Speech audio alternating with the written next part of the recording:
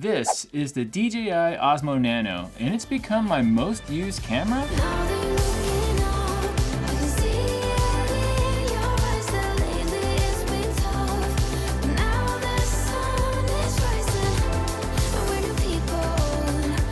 The DJI Osmo Nano has been out for almost a year now, and it has become my most used camera.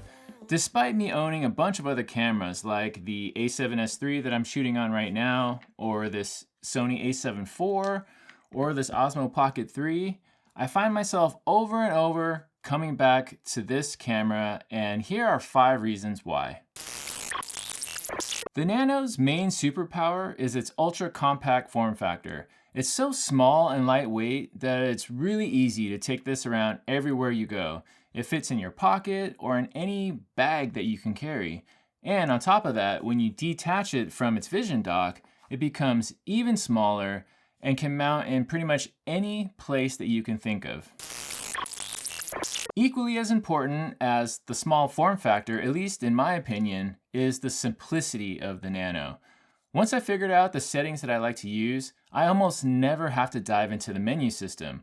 I just click one button and it starts recording. It's even easier than using your cell phone to record video.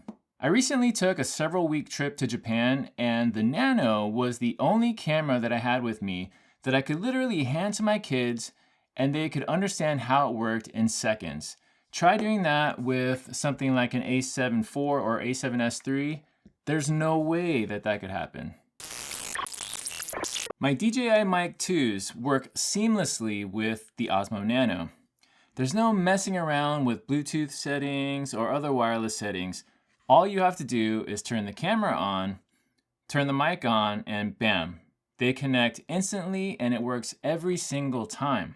Once the two are connected, all you have to do is press the record button once and the audio data from the Mic 2 will automatically start transmitting to the camera.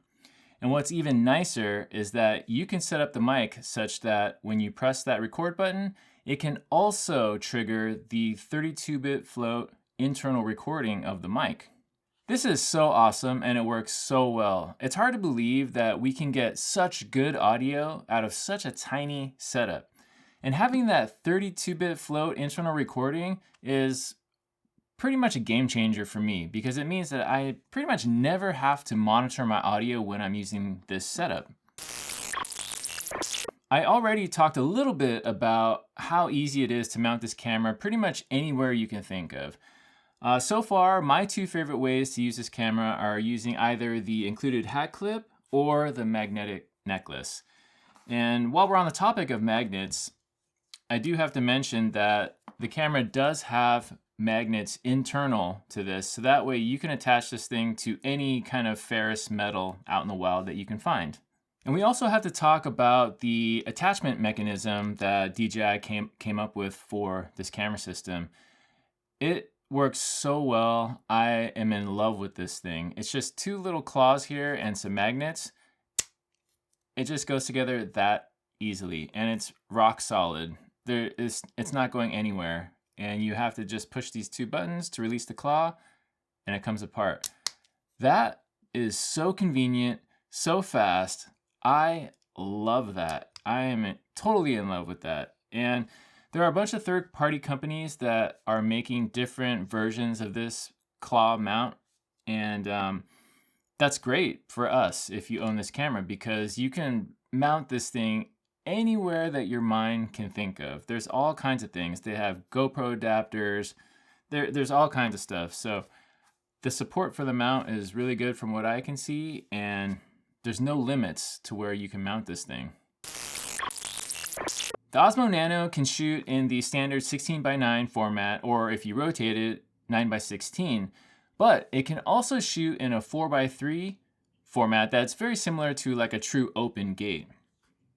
Now what that does is it offers you pretty much the ultimate flexibility in post to be able to export either 16:9 or 9:16 videos all from the same footage. The Nano can shoot in a log profile, which DJI calls D-Log M, and it grades very well and it offers a lot of flexibility in post. All right, so those are the 5 reasons why this little camera has become my most used camera, despite me owning a bunch of other more professional cameras.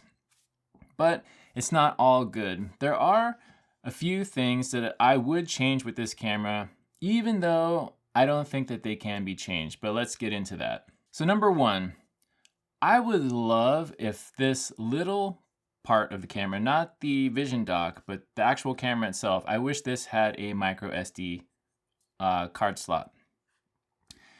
I love that they included the internal storage, and quick tip, if you're in the market for this camera, get the most storage, get the highest storage option.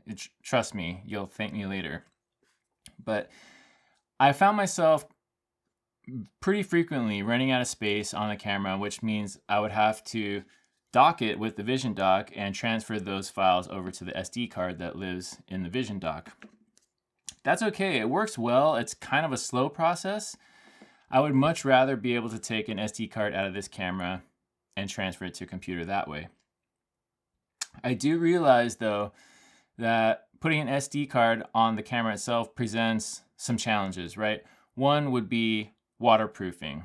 Now for me, I would gladly give up waterproofing if it meant I could have an SD card on here, because 99% of the time I'm not using this near any water whatsoever. So I know that some of you are using this in water, so I know that I can't speak for everybody.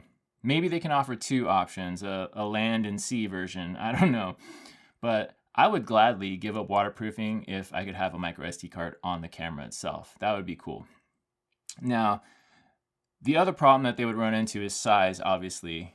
And that I don't think I would want to sacrifice. I love the size and weight of this camera, so if adding a micro SD card slot on this part drastically increased the size and weight of it, I don't want it. I'm fine with it the way it is. So that's just one thing.